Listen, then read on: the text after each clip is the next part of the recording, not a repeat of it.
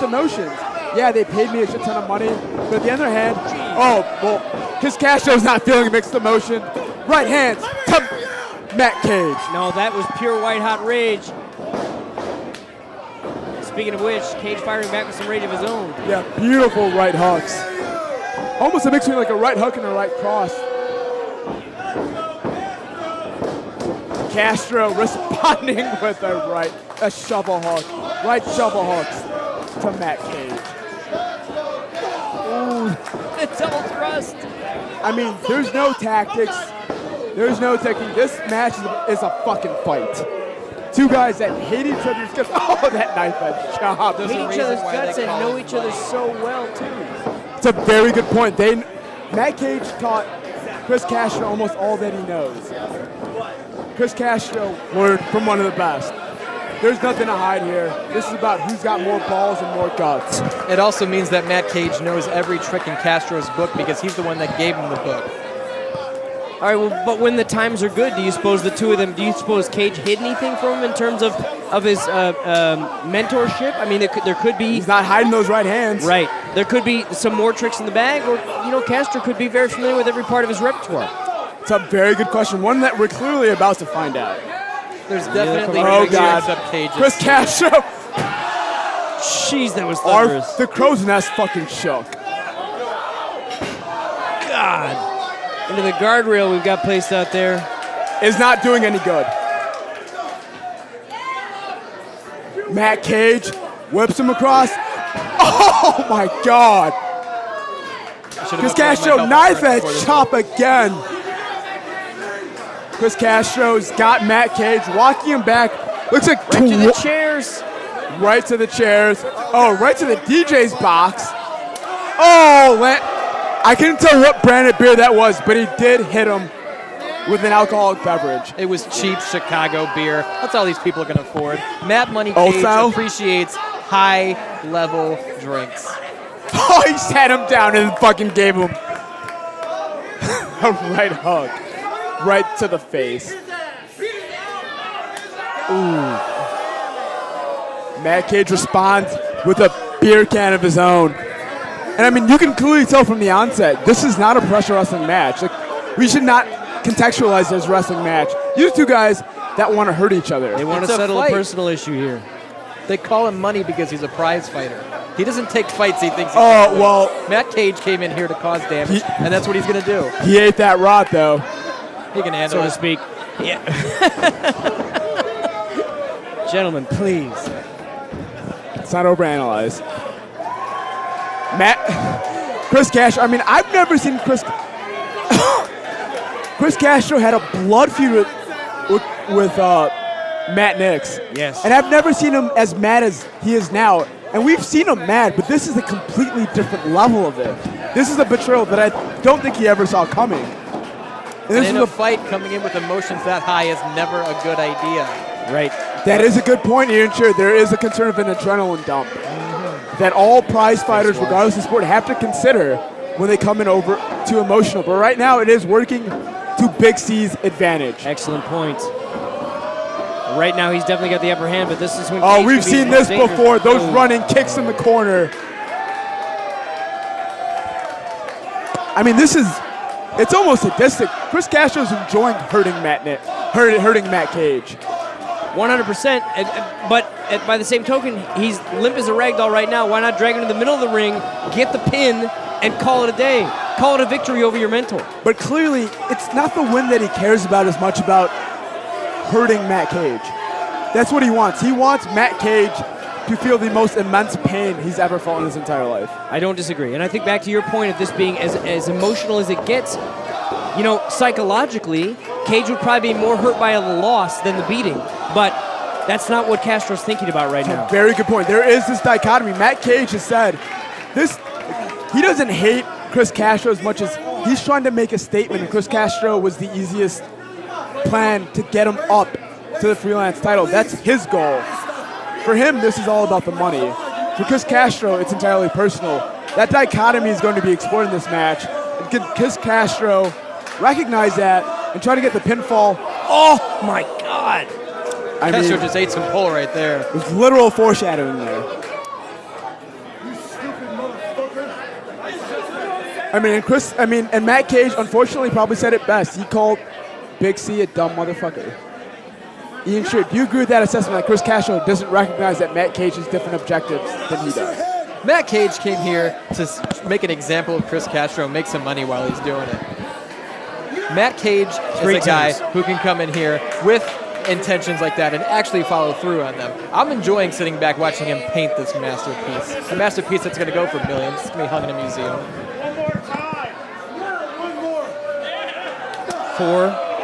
Four shots into that ring post now. Yeah, and you saw Chris Castro tried to block with his hands, and his entire forehead hit that ring post. And that ring post, for those who've never constructed a ring before, which I have, and Zach Thompson, you have, that is metal. It's a metal post. That is real deal metal. It's a 4-inch metal post. That weighs what? Probably about 100, 120 pounds? Yes, easily. Yeah. Putting your hands up when you get run into the post is like putting your feet down after you fall off a building. Good luck with that. Right. For the first time tonight, I think you made an actual astute point. Ian Shear. Oh, God, you can hear that. Cover. 1, 2. Castro's brains have got to be scrambled right now. He's fighting from somewhere, though. And again, maybe it's right back to that very dark, emotional place. And those stomps by Matt Cage. And he's using that top rope as leverage to generate more force on those stomps. That's what happens when you have a veteran like Matt Cage. He can recognize those little nuances that amplifies every attack he does. He is as cagey as the veterans come, I think. As much as I hate to say this, there's very few wrestlers that have the intellectual capacity or the tactical skill that Matt Cage. And again, using that top rope as leverage, he lands that running knee. He's not even just using the tactical advantage. He's taking Chris Castro's move and using it against him. It's a very good point.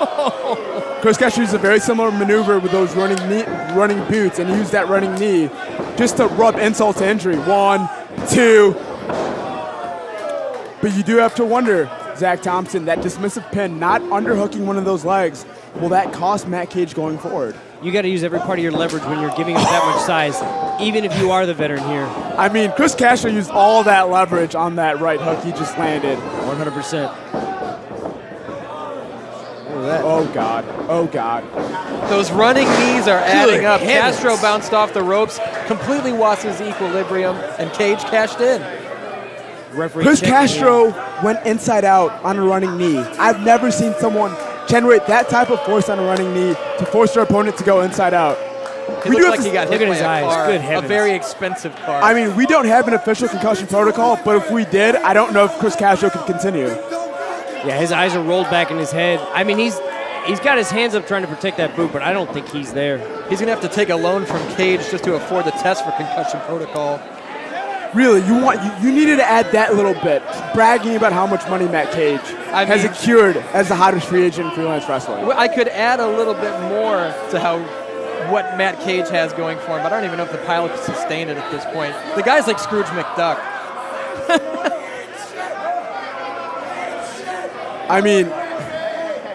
And as you said, Ian Shear, and I have to say you were correct on this, there's clearly been an emotional dump on Chris Castro. Matt Cage weathered the early storm, and he is putting a beating on Chris Castro that we've never seen another professional wrestler endure on him.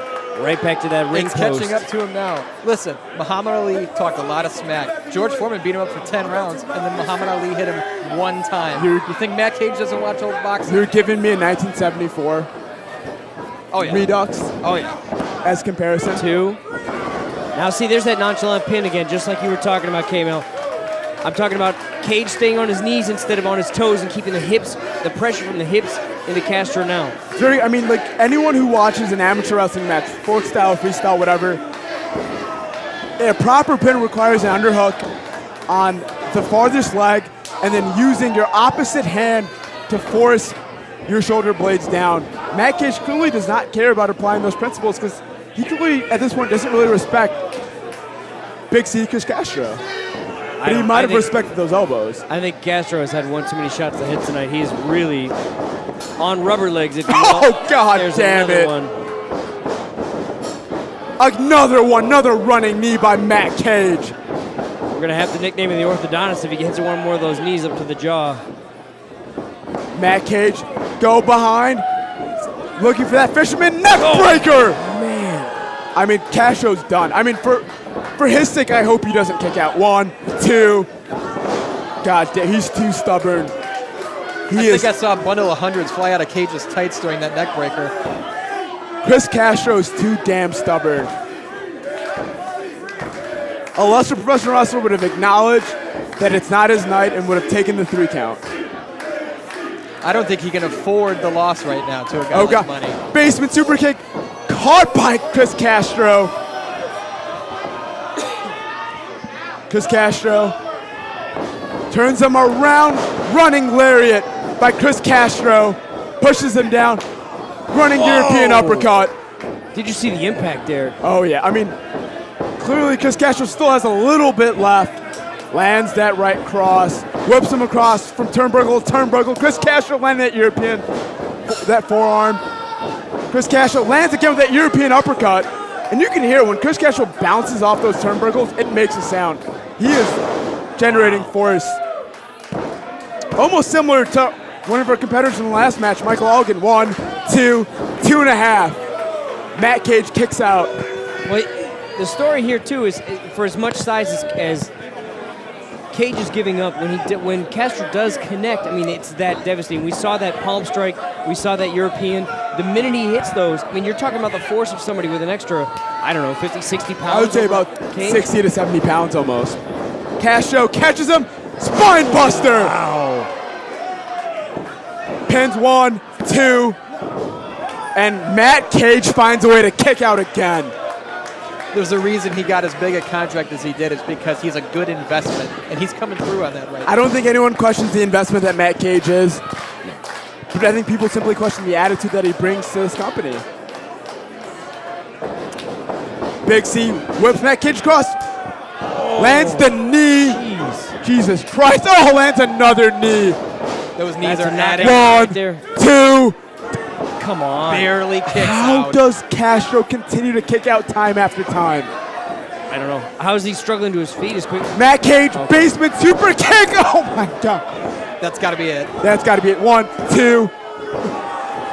God damn it, Castro. I'm stunned. I don't understand how Castro keeps coming back from that. We mentioned that Castro is fueled by unmitigated rage. That could only be the thing that's keeping him up. Yes, running on that instinct, that rage. But when there's no contact, he's looped. But you have to wonder, Ian, how long can Castro continue to do this? These knees to the head are adding up. Castro's having a hard time getting to his feet. These people are chanting for Big C, might be in for a big disappointment. Yeah, knees, posts, I-beams. Matt Cage went for another running knee. Castro! Castro! Castro! The Castro era has begun. What's he doing? He should be going for a pin. He's standing back just glassing at his work. Oh, come on. Chris. Where's Castro going? Hopefully he's not going for a pee break. My point. Letting his motions get the best of him again. 3 seconds have already elapsed. He could have theoretically pinned Matt Cage in the time he spent getting that chair. He could have also theoretically already been disqualified for hitting him with a chair, and now he's got another one in there. That is one of the nuances of freelance. Very few matches have disqualifications. Yes, that's right. Mostly on referee discretion, and these refs tend to give a lot of leeway to the professional wrestlers. I imagine where the story needs to be told here, so to speak. We've seen Chris Castro do this before. Double underhooks. And is he looking for that double underhook pile driver? Chris Castro, Matt Cage going to a knee. Going to that knee. You'll pardon the pun, the KG veteran finds a knee. Back to the double under. Matt Cage again blocks, dropping to a knee. Matt Cage knows exactly how to defend this maneuver. Back to the double underhooks by Chris Castro.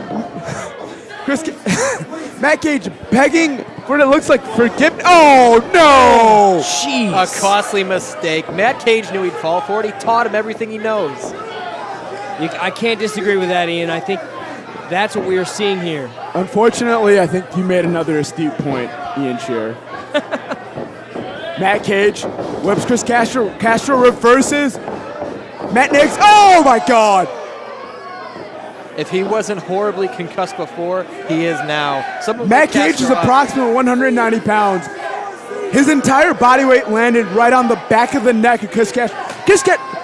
For anyone who's looking, Chris Castro doesn't know where the fuck he is. No. Someone tell me he's in Chicago. The Athletic Commission needs to stop the goddamn match. I don't disagree with that. I mean, it can only go downhill from here. This is ridiculous. This is absurd. He's almost finding respite in that. Oh my. Matt Cage looking for that concerto shot. This is not smart. This is not good. That's Castro's girlfriend. That is Castro's girlfriend. She's got no business being in the ring. She's with someone defending like Matt Cage. the honor of Big C Chris Castro. She's not It doesn't a wrestler. matter. We need to get a referee. Matt Cage, no. Cage, no. Come on now, this is ridiculous. No. She's not a competitor. You put your hands on somebody, this is what you should She expect. never signed a waiver. Money shot. That son of a bitch. This is disgusting. No. 1, 2, 3. God damn it. Ridiculous. God damn it. $1 million performance by Matt Cage. You're gonna condone that? If someone gets in the ring and puts their hand on somebody, they should expect to be dropped on their head. After all of the things that Matt Cage said about Big C's girlfriend, do you not think it was appropriate for her to stand up for herself? And you thought it was appropriate for a professional wrestler? Now, for a professional wrestler of the talent of Matt Cage to respond to what Big C's girlfriend did, he didn't need to do that. He was never in danger. I'm not going to say I what he agree had with to do to Ian get here, the but win. you take your safety into your own hands if you get in that ring. We know as announcers, she should know it as the girlfriend of a professional wrestler. Anything can happen inside those I ropes. can't believe you two are justifying this. I'm not justifying it all. What I'm saying is, I wish she hadn't gotten in the ring. She's going to wish she hadn't gotten in the ring either. And Castro's going to wake up regretting and you're gonna not only stepping in there with Matt Cage, but letting her at ringside. And you're gonna justify that concerto shot